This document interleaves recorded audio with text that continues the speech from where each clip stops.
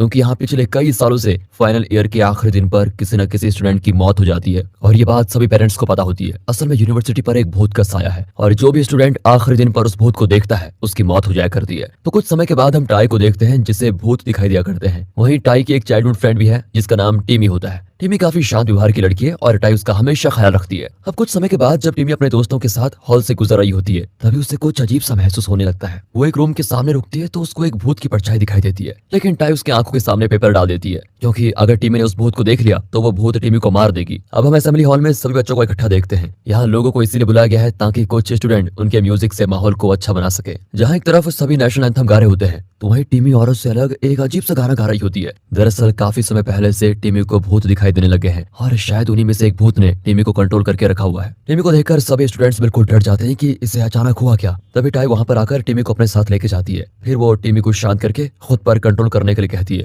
लेकिन टीमी अपने साथ हो रही चीजों से काफी घबरा चुकी है और वो अब अपने घर जाना चाहती है। वहीं टीमी की इस हरकत का असर सारे स्टूडेंट्स पे हो चुका होता है। उन सभी का कहना होता है कि टीमी को भूत दिखाई देने लगा है, इसलिए आज वो भूत टीमी को मार देगा। लेकिन टाई इस बात से बहुत ही नाखुश होती है। वो उन लोगों को गलत प्रूफ करना चाहती है, इसलिए वो टीमी को मनाकर उसे सभी स्टूडेंट्स के बीच में लेके आ जाती है। अब उन्हीं में से एक स्टूडेंट टीमी से पूछता है, तुम्हें आखिर हुआ क्या है, तुम इतनी अजीब हरकतें क्यों कर रही हो। जिसपे टीमी उन्हें सब कुछ बताने का सोचती है। वो कहती है कि मुझे भूत दिखाई देने लगे हैं, इसलिए मैं वापस अपने घर जाना चाहती हूँ। और इसी बीच टीमी तब और डर जाती है जब उसे अपने सामने एक और भूत दिखाई देता है। वो चीखने और चिल्लाने लगती है, पर स्टूडेंट्स को टीमी पर भरोसा ही नहीं होता। वो कहते हैं कि अगर हमारे बीच और स्टूडेंट्स को भी भूत दिखाई देने लगा तभी हम तुम्हें यहाँ से जाने देंगे। लेकिन कोई भी स्टूडेंट टीमी की बातों से सहमत नहीं होता क्योंकि उन्हें तो भूत दिखाई नहीं देता। लेकिन टीमी जानती है कि टाई भी भूत देख सकती है। लेकिन टीमी के तो तब होश उड़ जाते हैं जब टाई भी कहती है कि मुझे भूत नहीं दिखते। अब इस चीज से टीमी को काफी बुरा लगता है। तभी टीमी को गाने की आवाज आती है। वो सोचती है कि स्टूडेंट्स गा रहे होंगे, लेकिन वो बिल्कुल गलत होती है क्योंकि सभी स्टूडेंट्स तो शांत बैठे होते हैं। लेकिन जब टीमी को महसूस होता है कि गाने की आवाज उसके ऊपर से आ रही है, तब जैसे ही वो ऊपर देखती है तो कई सारे भूतों को देखकर बिल्कुल हैरान और इसी के साथ वो काफी डरकर एक लड़की पर उल्टी कर देती है। कॉलेज के सभी स्टूडेंट टीमी की हरकत पर मजाक बनाने लग जाते हैं और बेचारी टीमी परेशान होकर वहां से भाग जाती है। वहीं टाई अपने दोस्त को अकेला नहीं छोड़ सकती, इसलिए वो उसे ढूंढने निकल पड़ती है। फिर इसी दौरान टाई एक कमरे में पहुंचती है और यहाँ उसको एक भूतिया लड़की दिखती है जो किसी से बात कर रही है। टाई उस भूत को देख सकती है, लेकिन वो उसे ना देखने का बहाना करके टीमी को ढूंढने चली जाती है। काफी मेहनत के बाद टाई रूफ टॉप पर पहुंचती है तो वो टीमी को रूफ के किनारे बैठे हुए देखती है।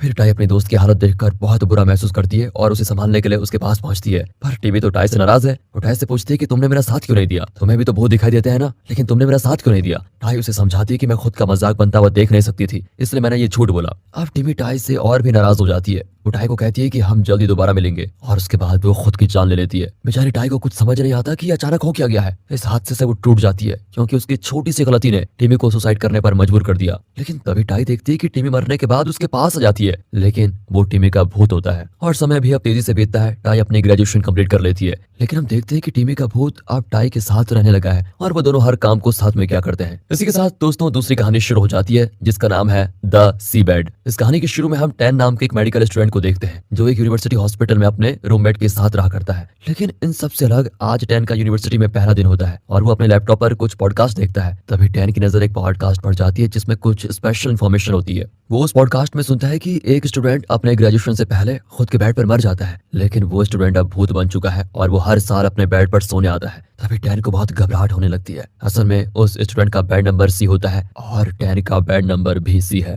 खैर उसी रात टैन अपनी गर्लफ्रेंड से मिलता है जिसका नाम मीजा होता है। वो दोनों काफी अच्छा समय बिताते हैं। इसके बाद टैन अगली सुबह अपने कॉलेज के पहले दिन जाता है। उसे ज्वाइन करने से पहले कुछ ओथ लेने को कहा जाता है और ओथ के हिसाब से उसे वादा करना होता है कि जब तक मैं डॉक्टर हूँ तब तक मैं अपने पेशेंट का पूरा ख्याल रखूंगा। उसी रात टैन अपने कमरे में पहुंचता है तो उसका रूममेट अपने घर के लिए निकल पड़ा होता है, जिसके चलते आज टैन को अकेले ही रूम में रात बितानी है। टैन को एपिलेप्सी नाम की एक बीमारी भी है जिसकी वजह से उसे समय समय पर सीजर अटैक भी आते हैं, इसलिए उसे लगने लगता है कि उस बीमारी की वजह से वो एक अच्छा डॉक्टर नहीं बन पाएगा। अब अचानक टैन को सीजर अटैक आता है। वो खुद को काफी संभालने की कोशिश करता है, लेकिन उसे संभालने में काफी समय लग जाता है और तभी वहाँ पर मीजा भी आ जाती है। यहाँ मीजा वैसे तो टैन के साथ अच्छे पल बिताने आई थी, लेकिन वो दोनों साथ में बातें और पढ़ाई भी करते हैं। असल में मीजा टैन को उसकी पढ़ाई में मदद करती है और वो इस बार भी उसे पढ़ाने की पूरी कोशिश करती है, लेकिन टैन कुछ ख्यालों में खोया होता है। वो मीजा की बातों से इरिटेट होकर उस पर गुस्सा होता है, लेकिन मीजा को ये बात पसंद नहीं आती और वो टैन से जानने की कोशिश करती है कि आखिर तुम इतना वेट क्यों बिहेव कर रहे हो। जिस पर टैन को अपनी गलतियों का एहसास होता है और वो आराम करने की सोचता है। वहीं रात के वक्त टैन के कमरे में लाइट का आना जाना लगा हुआ रहता है, जिसके चलते टैन की आंखें खुल जाती है।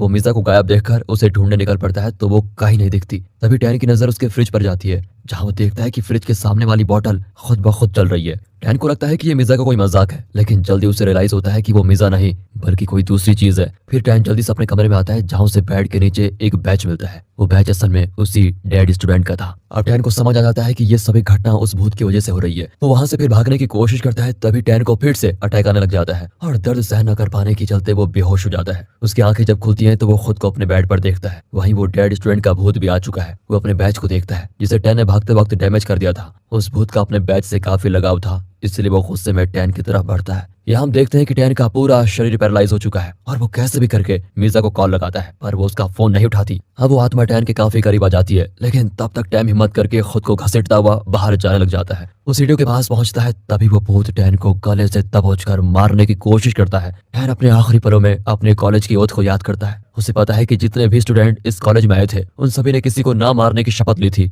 इसलिए टैन उस आत्मा को अपनी ओथ याद दिलवाता है जिसे उस स्टूडेंट ने कभी ना कभी तो लिया होगा। टैन का ये आइडिया काम कर जाता है और वो भूत से बचकर बाहर आ जाता है। यहाँ टैन सबसे पहले मिर्जा से बात करता है। वो उसको जल्दी से बता देता है कि मैं तुम्हें बहुत प्यार करता हूँ, यहाँ तक कि मैं आज के अपने रूड बिहेवियर के लिए तुमसे माफी मांगता हूँ। और अब ये सारी चीजें वो भूत भी सुन रहा होता है, जो कि कुछ ही सेकंड्स में गायब हो जाता है। और अब तीसरी कहानी होती है शुरू, जिसका नाम है ओल्ड साइंस बिल्डिंग। यहाँ हम एक हाई स्कूल स्टूडेंट को देखते हैं जो कि गलियारे से होते हुए जा रही होती है। तभी उसकी नजर एक फूल पे जाती है और यहाँ अचानक से एक हाथ उस फूल को उठा लेता है। ये देखकर उस लड़की की हालत खराब हो जाती है, क्योंकि ये सब कुछ बिल्कुल उसके लिए अनरियलिस्टिक था। तभी एक उल्टी लड़की भी भूत उस लड़की पर हमला करके उसे मार देती है। वहीं दूसरी तरफ मिन नाम की लड़की अपने दो दोस्तों के साथ एक बिल्डिंग में होती है। वो उन दोस्तों को उसी लड़की भी भूत की कहानी सुना रही होती है, लेकिन उसके दोस्तों को इन सब बातों पर बिल्कुल भी विश्वास नहीं होता। और मिन भी ज्यादा समय न लेते हुए अपने भाई को कॉल करती है। असल में मिन के भाई ने उसके लैपटॉप को रखा होता है, इसलिए मिन उसे लैपटॉप लाने को कहती है। मिन का भाई जिसका नाम गोल्फ है, वो अपनी बहन की बात मानकर उसे लैपटॉप देने चला जाता है, लेकिन हम गोल्फ को उसी गलियारे से गुजरते हुए देखते हैं। अब गोल्फ के सामने भी वो फूल गिरता है, लेकिन गोल्फ तो अपनी धुन में होता है। वो गलियारे को छोड़कर दूसरे रास्ते से जाने लग जाता है।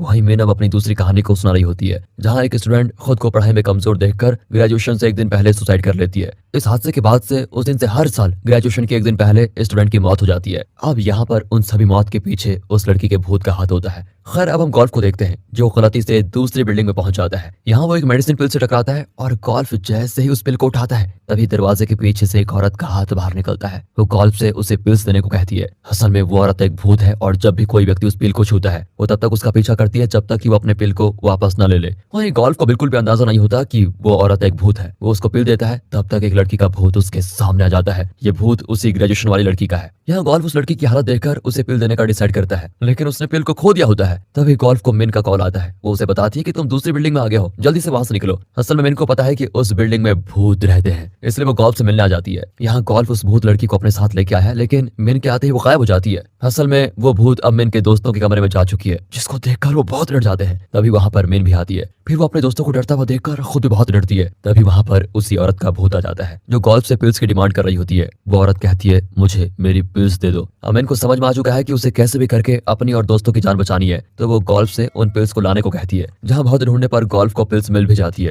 लेकिन वो पिल्स उसी गलियारे के बीच में है जिससे गोल्फ कुछ समय पहले गुजरा था। एक तरफ लगातार मिन गोल्फ को जल्दी पिल्स लाने को कहती है, वहीं गोल्फ को समझ में आ चुका है कि उस गलियारे में कोई ना कोई भूत भी है जो उस पिल्स को उठा देता है। इसी बीच वो भूत गोल्फ के बालों को पकड़ता है। गोल्फ के पास कोई चारा नहीं होता, अगर उसे अपनी बहन की जान बचानी है तो उसे कुछ ना कुछ तो जरूर करना है। फिर वो एक तरकीब के साथ अपने स्कूटर को लाता है और अपने सिर पर हेलमेट लगा देता है। इसके बाद वो तेजी से उन पिल्स की तरफ बढ़ता है, जहाँ वह भूत गोल्फ के हेलमेट को पकड़ लेती है और गोल्फ सेफली पिल्स को लेकर वहां से निकल जाता है। कुछ समय में उस औरत के पास आके उसको फिर पिल्स देता है और उसके बाद उसका भूत वहां से गायब होता है। लेकिन वहां पर अभी भी उस ग्रेजुएशन वाली लड़की का भूत है। गोल्फ फिर अपना दिमाग चलाता है और वो उस भूत को कहता है, मुबारक हो, आज आपने ग्रेजुएशन पूरी कर ली। इसी के साथ गोल्फ उस भूत की बाकी लोगों के साथ फोटो भी क्लिक करता है। अब इस भूत को लगने लगता है कि वो सही में ग्रेजुएट हो चुकी है, जिसके बाद खुशी खुशी वहां से गायब हो जाती है। और दोस्तों इसी के साथ ये कहानी यहाँ पर खत्म होती है।